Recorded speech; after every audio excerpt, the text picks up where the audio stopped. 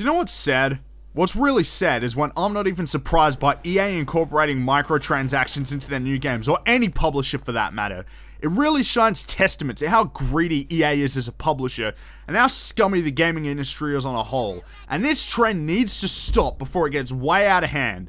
Just like Ubisoft did with the fucking Crew, EA announced that players will be able to purchase in-game items for Plants vs. Zombies Garden Warfare with real-world money. A retail price game will incorporate microtransactions. Again.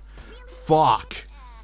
The microtransactions will allow you to buy in-game money to spend on shit in the game, just like mobile games. Difference is, this game isn't fucking free. Now, the producer of this game, Brian Lindley, had to damage control the announcement, probably getting his orders handed down by the suits at EA by saying the age-old line, "Now you have the choice to play it your way." Pretty much saying, if you don't like it, don't buy it. A statement that is incredibly fucking flawed, and I'll get to that in a minute. Now, I've already explained in numerous other videos my stance on microtransactions. If you want to hear my complete thoughts on microtransactions in retail games, watch my video on The Crew. To put it bluntly, they fucking suck. I hate microtransactions with a passion, and even in free games, they're rarely handled properly. With free games, however, I can understand microtransactions being there since you aren't paying money for the game. They need to recuperate the development costs somehow. As long as they're reasonably priced and not locking away vital abilities, go ahead. But in retail games, fuck right off. When I buy a game for full price, I deserve the ability to unlock all the content on the disc for no additional cost within a reasonable amount of time. And I don't want to fucking hear, if you don't like it, don't buy it. Microtransactions break game balance, plain and simple.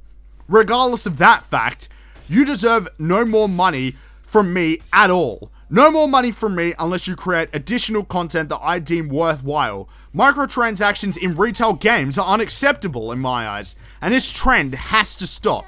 But you know what?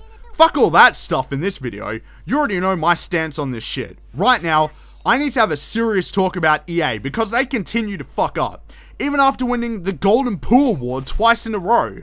Why does EA never change? Seriously, why does EA never change? Every time they do something cool, I always have to second guess them because I always have some scheme behind it. I know why EA continues to do this, because they get away with it, and with a few exceptions, nobody at the major gaming websites have the balls to say anything about it. Now, I try my best to avoid EA games as it is right now. I refuse to buy any of their sports games, and I really hesitate to buy their other games too. Every time I buy an EA game, I really struggle with pressing the buy button because I know they're making cash off me, even though I may want to play the game. I had this problem with Titanfall.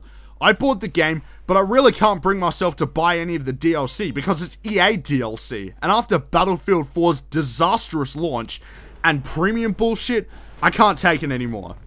My concern right now involves upcoming EA games. I hate EA, but they publish games to some really solid franchises that many of us love.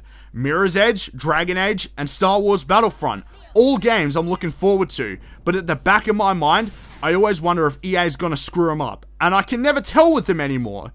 It's gonna be a wait and see game, but I can assure you, if EA fucks up any of these games, a lot of people are going to outright boycott them, more than the people who have already done it now, and I can't really blame them for doing that, because this story proves once again that EA is still on the dark side.